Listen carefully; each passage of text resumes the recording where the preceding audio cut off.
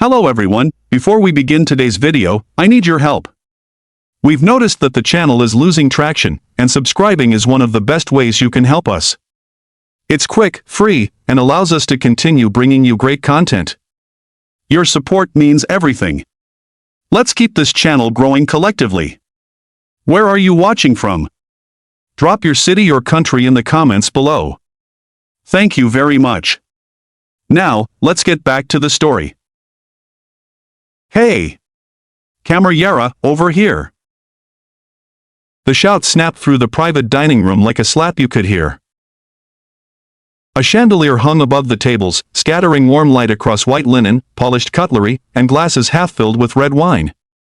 The room had been soft with laughter, expensive laughter, until that voice cut in and made everyone look the same direction at once. In the center aisle stood a woman in formal black service attire, sleek, fitted, the kind upscale restaurants required, so staff blended into the luxury like shadow. Her hair fell in loose waves. Her face was composed. In both hands, she carried two plates with the steady control of someone who didn't rush for anybody. Her name was Nia Carter. 32. Tonight, to everyone in this room, she was just a waitress. Before we continue, where are you watching from? Drop your city or country in the comments below. And if you believe in dignity and justice, hit like and subscribe. These stories spark change. And we're glad you're here. Now, back to Nia Carter. At the nearest VIP table, Luca Moretti leaned back in his chair as if the restaurant had been built around him. 39. Dark suit tailored sharp. Hair slicked neatly back. An open collar that said he didn't follow rules, he wrote them. His gaze slid over Nia with casual entitlement, the way people looked at staff when they wanted something and didn't consider the person delivering it. Two men sat beside him. One, Enzo Rinaldi, 34, loud and restless, his laughter came too quickly and stayed too long. The other, Silvio Barone, 41, almost silent, watching with a cold patience that didn't match the elegance of the room. Luca didn't lower his voice. He raised it. He spoke in Italian, performing for his table, and for the room. Guarda questa, he said, smirking. Si crede importante. Look at her. She thinks she's important. Enzo chuckled immediately, like he'd been trained. A few people at nearby tables smiled without understanding, smiling anyway because that's what crowds did when power laughed first. Luca continued, savoring the attention. Vestita così, come si fa una signora. He let his eyes travel, slow and disrespectful. Ma resta quello che è. Dressed like that, as if she's a lady. But she's still what she is. The words hung there, heavy, deliberate. Not just an insult, but an instruction to the room, laugh with me, so she knows her place. A phone rose somewhere behind a wine glass. Another followed. The glow of screens appeared like small, hungry eyes. The manager, Johnny Russo, 48, slick hair, eager smile, hovered nearby, pretending not to hear while listening to every syllable. He took a half step forward, ready to smooth things over for the VIP, not for the woman being humiliated.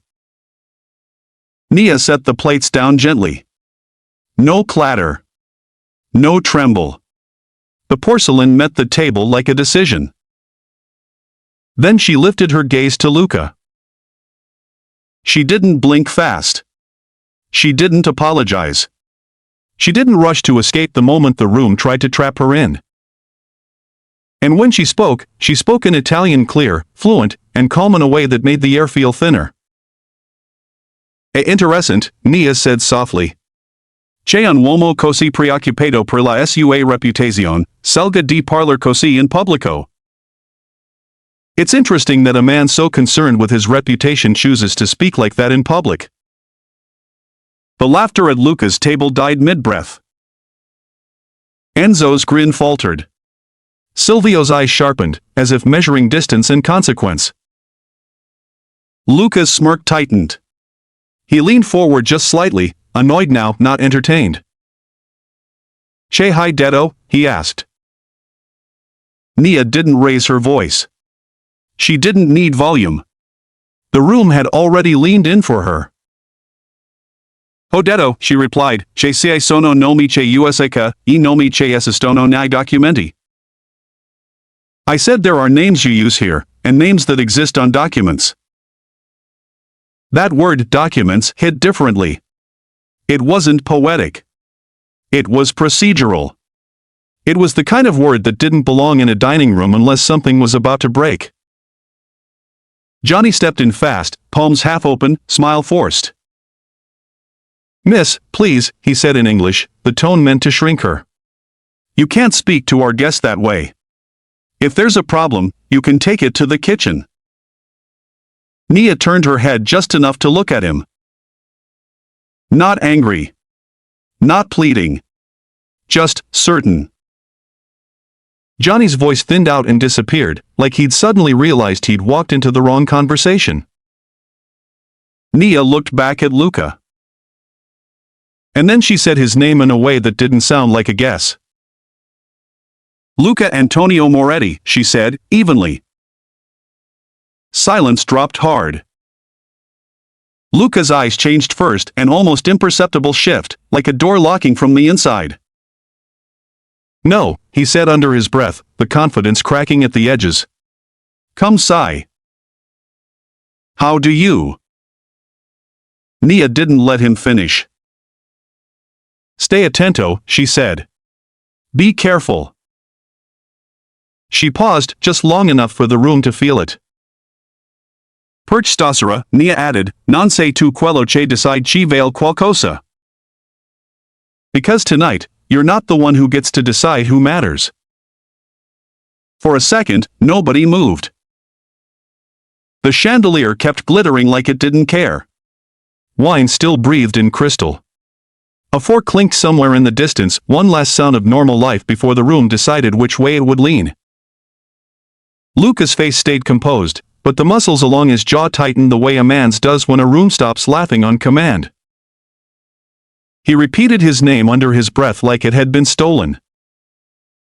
Enzo shifted in his chair, grin gone. Silvio didn't move at all, only his eyes did, tracking Nia the way security cameras tracked exits. Luca forced a chuckle that didn't reach his eyes. "You're bold," he said in English, slow and deliberate, like he was addressing the room as much as her. "That's cute."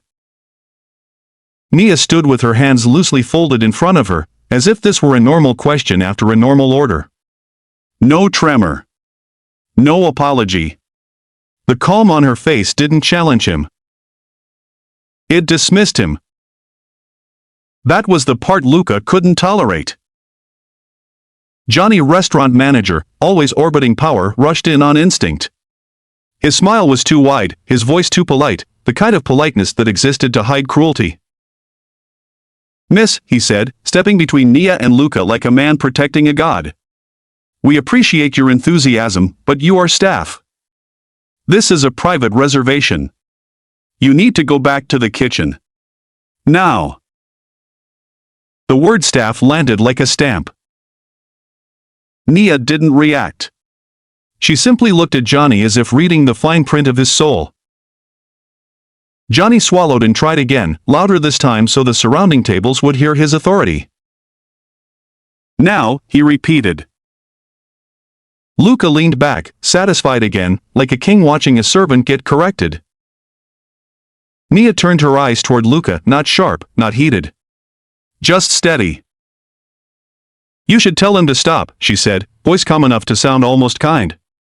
"He's making this worse for you." A small wave of laughter tried to rise from Luca's table, but it died under the weight of the room's silence. People didn't know whether they were allowed to laugh. Luca lifted his eyebrows, pretending disbelief. "I should tell him to stop? Who are you, exactly?" Nia answered in Italian again, smoothly. "Qualcuno che non si divide con gli uomini che credono di possedere la dignità degli altri." Someone who doesn't find it funny when men think they own other people's dignity. Silvio leaned toward Luca and spoke low in Italian, urgent and controlled. Basta. È pericoloso. Enough. This is dangerous. Luca ignored him. He couldn't afford to be seen listening. Instead, he leaned forward, voice dropping. You think speaking Italian makes you untouchable? He asked. You're in my city. In my kind of room. Nia's gaze didn't change. This isn't your room, she said simply. That sentence hit harder than any insult. Because it didn't try to wound him. It corrected him. A woman at a nearby table lowered her wineglass slowly. A man near the curtain leaned back as if distance could protect him from whatever was unfolding. Johnny's smile broke at the edges. He hissed, almost pleading now, because he could feel control slipping. Miss, please, don't create a scene. Nia lifted a hand, not to threaten, not to hush him, but to stop him the way a judge stopped a witness from rambling. Get me whoever actually has authority here, she said. Not you. Johnny's face flushed. I do have authority. Then you'll have no problem bringing me the person who signs your lease, Nia said. The word lease didn't belong in a dining room. It belonged in boardrooms, contracts, consequences. Johnny's mouth opened and closed, empty. Luca's smile faltered. What is this? Some kind of game? Nia turned slightly, and the room noticed something small and precise, a thin, understated ring on her finger, not flashy, not loud. The kind of jewelry that didn't exist to show wealth. It existed because wealth didn't need to shout. Her eyes returned to Luca. No game, she said. Just reality. And it's catching up to you. Johnny turned sharply toward the hallway, motioning to a server. Go get the general manager, he snapped, voice cracking. The server hesitated, eyes flicking to Nia, then to Luca, then away, as if being seen participating in this moment was dangerous. Nia didn't move. She just waited. Luca's fingers tapped the table once, a controlled pulse of impatience. You're going to regret this, he said quietly. Nia's voice stayed soft. Maybe, she replied. But not as much as you will. From behind heavy curtains and gold-framed mirrors, footsteps began, measured, purposeful. Not the hurried steps of a manager. The kind of steps that belong to people who didn't rush because the world usually rushed for them. Hours earlier, the same chandelier had looked different. Not threatening. Not sharp. Just beautiful. Nia had stood in a suite upstairs, high ceilings, floor-to-ceiling windows, the city glowing beneath her like a circuit board, and listened while Amara Hayes, her chief of staff, walked through the night's plan in a voice as calm as a metronome. Moretti is confirmed for the private dining room, Amara had said. Reservation under a front name, but the pattern matches. Same table, same time window, same security footprint. Nia hadn't reacted then either. She had only adjusted her cuff and looked out over the city. Any sign the restaurant manager knows, she'd asked. Amara's expression had tightened. He knows enough to make it look like he doesn't. That had been the point of the evening. Nia Carter didn't do acquisitions the way people expected, from a distance, through filtered reports and pretty slide decks. Because culture didn't show up on a balance sheet. Disrespect didn't appear in quarterly earnings. And humiliation, public, casual, practiced, never looked alarming until it cost people their dignity. So she came herself. Not in a gown. Not with jewelry that screamed. Not with an entourage announcing her name. She walked into the restaurant in formal service attire, hair down, posture controlled, blending into the machinery of luxury the way staff always had to. No one looked twice. That was the lesson the world kept teaching: if they could place you in a box, they stopped seeing you as human. Nia moved through the dining room carrying plates, watching everything. Who said please and meant it? Who snapped their fingers? Who let their eyes linger in a way that turned people into objects? And who, like Johnny Russo, smiled at cruelty because it came wearing a tailored suit? By the time Luca entered a dark suit, confidence dripping from every step, Nia already knew something the room didn't. This wasn't just dinner. It was theater. Luca didn't come to eat. He came to be seen. He shook hands with men who wanted proximity to danger without admitting it. He laughed too loudly. He spoke as if his voice could rewrite reality. And the staff moved around him like furniture. Until Nia didn't. When Luca's insult came, it wasn't random. It was ritual power reaffirming itself. The room's laughter was supposed to be the applause. But Nia had spent years in rooms where people underestimated her, rooms where disrespect came disguised as tone, fit, background, proper place. She had learned something the hard way. If you meet humiliation with fear, it grows. If you meet it with quiet certainty, it collapses. So she answered him in Italian, not to show off. To take away his private weapon. Because that's what his language was in that moment, a weapon meant to isolate her without consequences, because he believed the room wouldn't understand. But language, when spoken fluently, becomes a mirror. And Luca hated mirrors.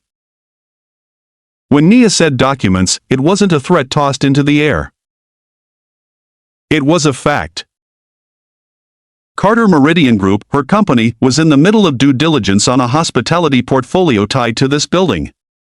The restaurant wasn't just a restaurant. It was a tenant in a property with conduct clauses, compliance provisions, and a management contract already in place during the acquisition period. The signatures weren't fully finalized yet, but the oversight mechanisms were. And in that web of leases, vendors, payments, and friends of friends, Luca had been trying to launder legitimacy, turn reputation into armor. He wanted a partnership. A donation headline. A ribbon-cutting photo. He wanted a respectable doorway into rooms that didn't open for men like him. He just didn't know the key holder was the woman he'd decided to humiliate. Back in the dining room, as footsteps approached, Nia's phone vibrated once against her palm. Amara's message flashed. Confirmed. It's him. Nia's expression didn't change. But inside, something clicked into place with the finality of a lock. Because now it wasn't only disrespect. It was confirmation. A figure appeared, older, formal, nervous energy wrapped in expensive fabric. The general manager. He looked from Luca's table to Nia and hesitated, confused by the optics. Johnny rushed in immediately, voice urgent. This staff member is causing trouble, he said, too fast. She's harassing our VIP. Nia didn't raise her voice. She only asked one question, precise and calm. Are you responsible for compliance in this property? The general manager blinked. Excuse me? Nia repeated it, slowly. Are you the person who signs off when private rooms are used for business dealings that put your licenses at risk? The manager's face tightened. Luca's smile began to fade, real fear edging into his eyes. Because men like Luca understood one thing well. It wasn't fists that destroyed empires. It was paperwork. The general manager cleared his throat, trying to regain control of the room with the fragile tool of professionalism. Ma'am, he said, eyes flicking to Johnny, then back to Nia. If there is an issue, we can discuss it privately. Luca exhaled through his nose, relieved to hear someone trying to put her back in a smaller space. Yes, Luca said smoothly. Take your little complaints somewhere else. Nia looked at him, and the calm on her face sharpened into something colder. "This isn't a complaint," she said. "It's a decision point." She turned slightly toward the general manager. "I need a quiet hallway," she added. 30 seconds. The general manager hesitated, then nodded stiffly, gesturing toward a side corridor. Nia stepped out of the dining room's center light and into the corridor's softer glow. The noise behind her dulled, but she could still feel the room's attention pressed against her back like heat. She raised her phone to her ear. Amara answered on the first ring. "I'm here," Amara said. Nia's voice stayed low. Controlled. "Cancel everything." 3 words. Small enough to fit in a whisper. Heavy enough to move money. Amara didn't ask why. She didn't say, "Are you sure?" Because she already knew. She could hear it in Nia's tone. "Understood," Amara replied. "Which track?" "All tracks," Nia said. "Acquisition timeline. Vendor onboarding. Any sponsorship conversation. Any soft commitments. Pull them." A beat.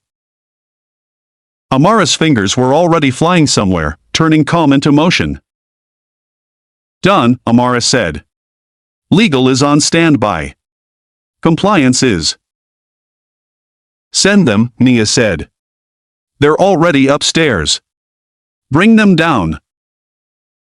That detail mattered. Because Carter Meridian's due diligence visit wasn't a fantasy. It was scheduled. The professionals were already in the building, in a conference room on standby, waiting for a green light. Amara didn't hesitate. "Copy." Nia's gaze lifted toward the dining room entrance. "Also," Nia added, "I want a record request for private room bookings last 6 months. Names, payment methods, third-party invoicing." Amara paused, not doubting, understanding. "That triggers reporting," she said carefully. "That's the point," Nia replied. "Understood. We'll request through property management." "Yes," Nia said. "And we document everything." She ended the call without ceremony. No dramatic sigh. No victorious smile. She slid the phone into her pocket and stood still for one breath, letting the silence reset her spine. Then she walked back into the dining room. The air changed the moment she re-entered. It always did when someone returned with purpose. Luca was speaking again, trying to control the narrative. "She's pretending she knows things," he was telling the table, Italian rolling off his tongue like smoke. "It's a trick. A performance." Enzo laughed weakly, unsure. Silvio didn't laugh at all. Johnny stepped forward as if he could block her with his body. "Ma'am," he said sharply, "you need to leave. You're disturbing our guests." Nia didn't look at him. She looked past him, to the general manager. "Do you know what happens," she asked calmly, "when your staff humiliates people on your floor and your management enables it?" The general manager's mouth opened, then closed. "You lose trust. You lose contracts. And if you're unlucky," Nia paused, letting the word hang, "you lose your license." Luca's chair scraped as he pushed it back slightly, irritation rising. "Enough," he snapped. "Who do you think you are?" Nia's eyes stayed on Luca. "I'm the person," she said, "who decides whether this building keeps the partners it needs after tonight." The room went quieter. A phone camera zoomed. Luca leaned forward, anger flashing. "You're nobody," he hissed. Nia's tone didn't change. "You should have verified that before you spoke." A subtle movement near the entrance, two men in dark suits stepping into the room, not restaurant staff. Their posture was different. Their scanning eyes were trained. Property security. They didn't rush. They didn't make threats. They simply positioned themselves with quiet authority. Luca noticed them. His smile twitched. "What is this?" he demanded, voice too loud. Nia didn't answer him directly. She addressed the general manager again. "I want the booking file for this room," she said. "Tonight, and the last 6 months." The general manager swallowed. "Ma'am, we can't." "Yes, you can," Nia said softly. "Or someone above you will." Johnny tried to reclaim control with indignation. "This is outrageous," he said.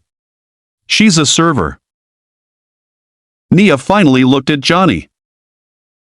And in her gaze was a simple truth he hadn't prepared for.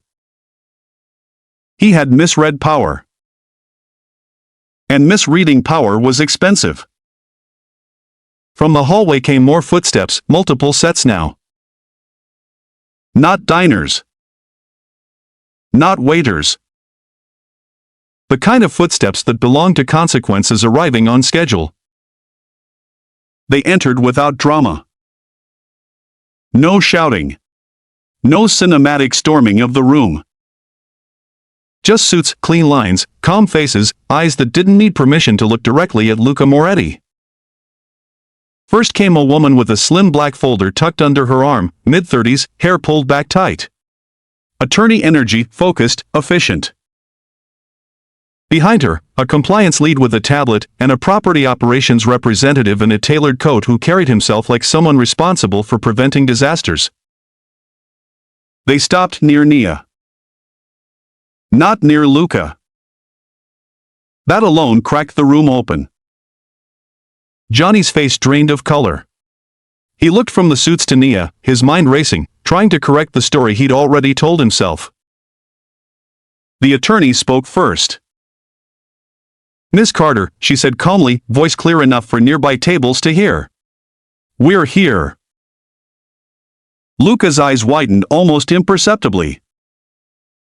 He forced a smile, leaning back like he could outplay what he didn't understand. "Miss Carter," he repeated, mocking. "Who?" The attorney didn't glance at him. "I'm counsel for Carter Meridian Group," she said. Carter Meridian currently holds the interim property management oversight under the acquisition framework, including compliance coordination with the owner's representatives. A quiet wave moved through the room like a ripple under ice. The general manager stiffened, suddenly aware his posture wasn't formal enough for what he'd just stepped into. Johnny tried to speak, tried to insert himself, to protect Luca, to protect his own mistake. "This is a misunderstanding," he blurted. "She's an employee." The attorney's eyes flicked to Johnny. "Are you Johnny Russo?" Johnny blinked. "Yes." "Then you'll want to listen carefully," she replied. "Because this concerns your duties." Johnny's mouth went dry. Luca's smile disappeared. "Hold on," Luca said, raising his hand like he could pause reality. "This is ridiculous. You can't just walk into a private dinner and—" The compliance lead tapped his tablet once, then looked up. "This dining room is within a leased commercial footprint inside a property governed by conduct and compliance provisions," he said, tone clinical. "Under the lease and building policies, the property owner and its management agent can revoke private room privileges when conduct and reputational risk thresholds are breached."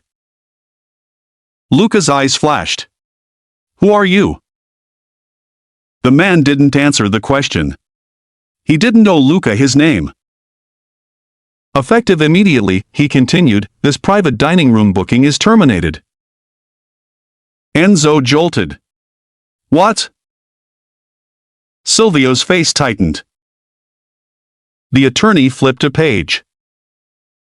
Second, she said, any sponsorship discussions or financial commitments originating from Mr. Moretti or his affiliates toward this property are suspended pending review. Luca's nostrils flared. Suspended? On what basis? On the basis of documented behavior and reputational risk, the attorney replied. The compliance lead added, third, we're initiating a formal review of private booking activity for this dining room. We're requesting payment records, third-party invoicing, and reservation metadata for the last 6 months. Luca's throat bobbed once. He tried to hide it. That's insane, Luca snapped. You can't. Property security moved, subtle but decisive, one step closer to Luca's table. Not aggressive. Present. The attorney addressed the general manager. Sir, she said, you will provide the requested records immediately. Any refusal will be documented and escalated to ownership compliance. The general manager's voice trembled. Yes. Yes, of course. Johnny made a strangled sound. Wait, this can't be. Nia didn't gloat. You heard them, she said. Provide the records. Luca pushed his chair back hard. You think you're humiliating me, he hissed at Nia. You think this makes you brave? Nia met his eyes. This isn't bravery, she said. This is accountability. Luca scoffed. You can't do this to me. I didn't do this, Nia replied. You did when you decided dignity was optional. The attorney closed her folder gently. Miss Carter, she said, do you want to proceed with the acquisition path without any association to Mr. Moretti or his party? The room held its breath. Luca looked around, searching for allies. Enzo wouldn't meet his eyes. Silvio's jaw was tight, his silence suddenly cautious. Johnny stood frozen.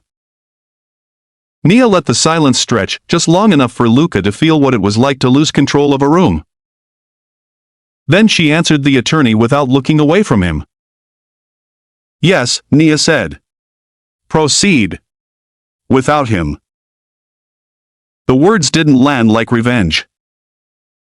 They landed like policy. Luca's face tightened, the mask slipping. Enzo's eyes darted to the suits, then to security, then to Luca like he was calculating exit routes.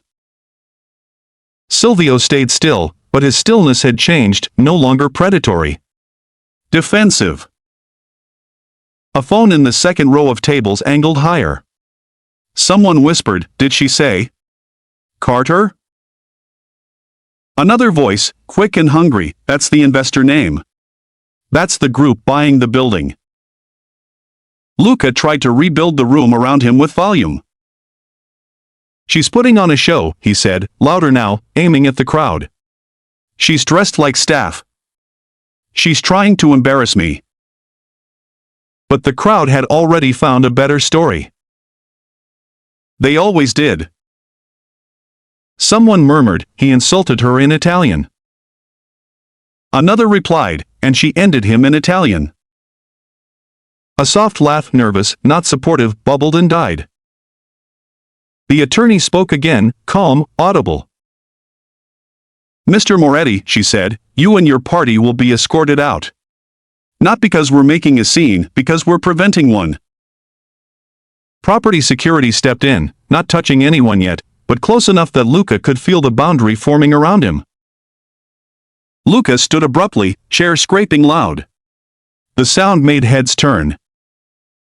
He looked at Nia with a glare that begged for fear. Nia gave him none. You think you're powerful because you can embarrass people who can't fight back, she said quietly. That's not power.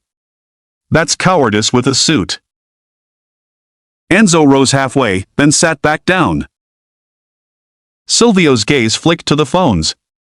He knew what phones did. They turned moments into evidence. A woman at a nearby table hit post. Another hit share. The clip, Luca's Italian insult, Nia's flawless reply, the attorney calling her Ms. Carter, was already leaving the room. Not viral worldwide, but viral in the only way that mattered tonight, in this city, among people who moved money and reputations. Luca saw the shift. He saw the way laughter didn't return when he demanded it. He saw the way the general manager leaned toward Nia, not him. Who are you? Luca snapped, voice cracking. Tell them who you are. Nia took one step closer, not aggressive. Just undeniable. I'm someone you should have treated with respect before you knew my name, she said. Security finally spoke low, firm. Sir. This way. Luca looked for loyalty. Enzo's eyes slid away. Silvio leaned slightly back, creating distance. Johnny looked like he might faint. Luca tried one last play, switching to Italian for a private bargain. Possiamo risolvere. We can fix this. Nia answered in Italian. Non stasera. Not tonight. And as Luca moved toward the exit, cameras followed him, not as a king leaving his table, but as a man being removed from a room he didn't own. Near the doorway, hall light cut across Luca's face like a harsh truth. He turned back one more time, eyes narrowed, pride bleeding into panic. This is a stunt, he said. You're dressed like a server. You're playing people. The attorney stepped forward. This is Ms. Nia Carter, she said, measured and clear. Chief Executive Officer of Carter Meridian Group. A pause hit the room like a dropped curtain. Even the people who didn't know the company felt the weight of the title. Luca's expression moved fast, disbelief, calculation, anger. CEO, he spat. So you came here disguised? To trick us? Nia's voice stayed even. No, she said. I came to see the truth when it thought no one important was watching. That line didn't only hit Luca. It hit everyone who had smiled at his cruelty. Everyone who had lifted phones hoping to film a black woman being put in her place. Nia looked around, slowly, letting the room feel seen. Some of you laughed, she said. Some of you recorded. Some of you stayed quiet because you didn't want to risk your comfort. Her gaze returned to Luca. And you thought language would hide you, she continued. You thought a private room would protect you. Luca scoffed. You don't know anything about me. The compliance lead spoke with the careful tone of someone who understood what could and couldn't be stated in public. Our due diligence team flagged your booking patterns weeks ago, he said. Tonight confirmed behavior and risk. The review will determine the rest. Luca's jaw tightened. Nia didn't need to list allegations like gossip. She needed to name what mattered. You don't get to buy respect, she said. You only get to earn it.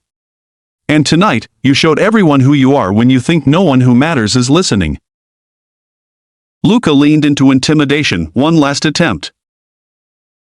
You're making an enemy, he said. You don't know what that means. Nia's expression stayed calm. I've been treated like an enemy my whole life just for existing, she replied. I learned early, loud threats are not the same as real power. She stepped closer, just enough for him to hear without the room. Real power, Nia added, is walking into a room where you're underestimated and leaving with the keys. Then she stepped back and addressed security. Escort him out, she said. And document everything. Luca opened his mouth, but no sound came. The room had turned on him, not with rage, but with something worse. Indifference. As he was guided away, Nia turned to the general manager. "Tonight ends with two things," she said. "Records and accountability." The general manager swallowed. "Yes, Ms. Carter." Johnny stood trembling near the curtain. Nia looked at him last. "You were quick to silence me when you thought I was powerless," she said. "Now be just as quick to protect your staff when the next VIP tries the same thing." Johnny couldn't speak. Because for the first time, he understood the truth. His job had never been to serve rich men. It had been to protect human beings. And he had failed. When Lucas' party disappeared down the hallway, the dining room felt like a place waking from a spell. People shifted in their seats, uncomfortable with their own reflections. A woman lowered her phone as if suddenly ashamed of what she'd wanted to capture.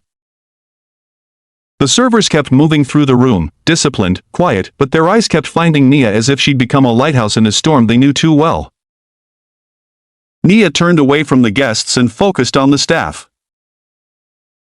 Not the spectacle. The people.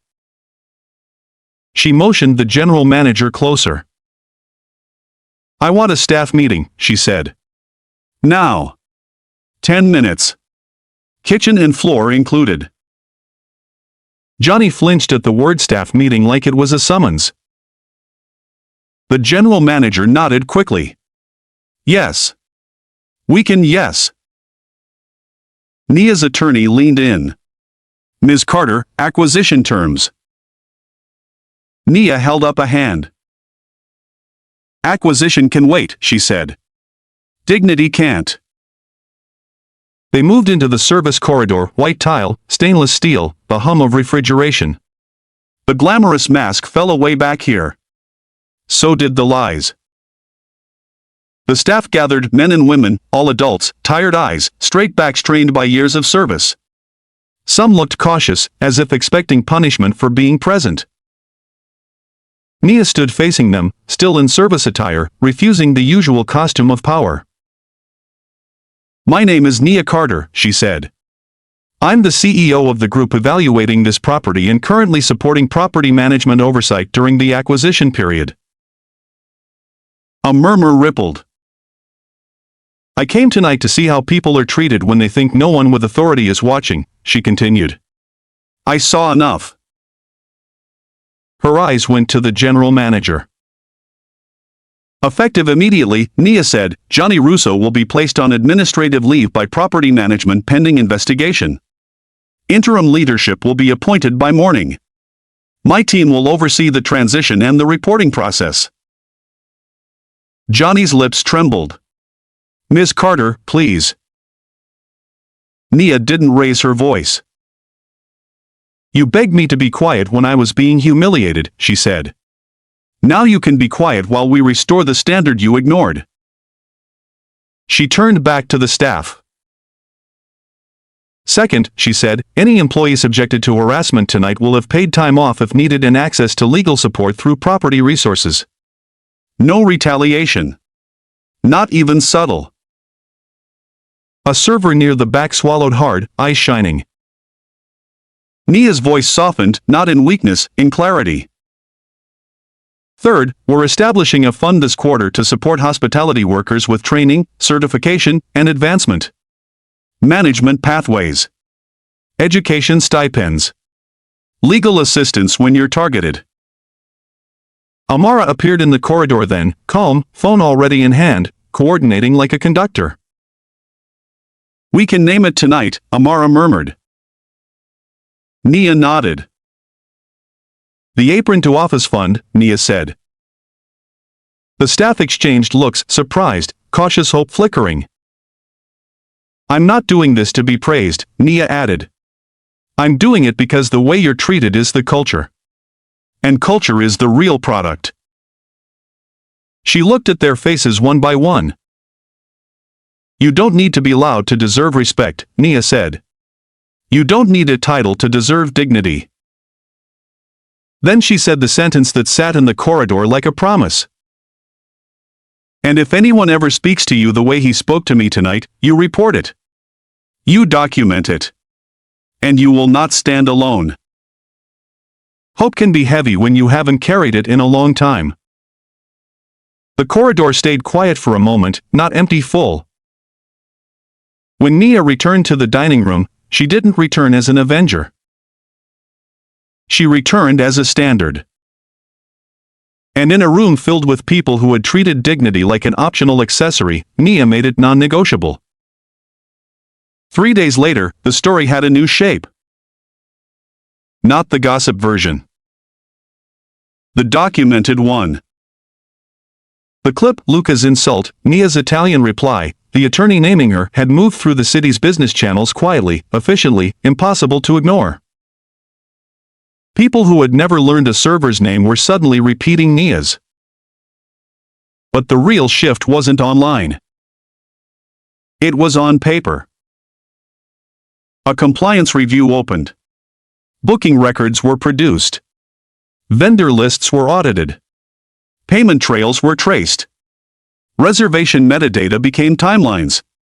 A private room stopped being a stage and became a file. Luca Moretti didn't get dragged out in handcuffs that night. He didn't have to.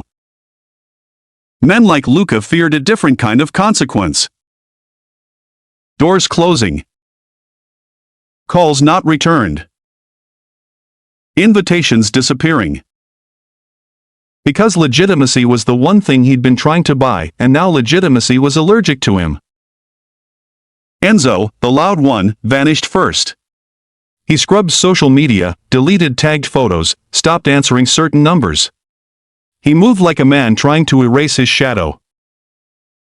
Silvio, the quiet one, didn't vanish. He rebranded. He began showing up at charity events in clean suits with calm smiles, as if virtue could sanitize proximity. But the people who mattered had already seen his eyes that night. He had watched humiliation like entertainment until the power shifted. Johnny's administrative leave turned into a termination after investigation. Not with a public spectacle. With a meeting. With a report. With signatures. And in the weeks that followed, his name became an internal warning taught in leadership training like a case study. This is what happens when you protect VIPs instead of people. Carter Meridian proceeded with the acquisition on revised terms, tighter, conditional, culture first. Staff reporting channels were implemented with third-party oversight. Training was reframed. Not customer service. Workplace dignity. The Apron to Office Fund launched quietly, no gala, no spotlight. Real money allocated to real programs, certification courses, leadership coaching, legal aid access, emergency support for workers targeted by harassment. The staff felt it first in the smallest ways. A manager who asked, "Are you okay?" and meant it. A guest who stopped snapping fingers. A server who stood straighter, not because the uniform demanded it. Because dignity had finally been defended. On the evening the final agreements were signed, Nia stood alone in her office, city lights behind her, the same calm on her face.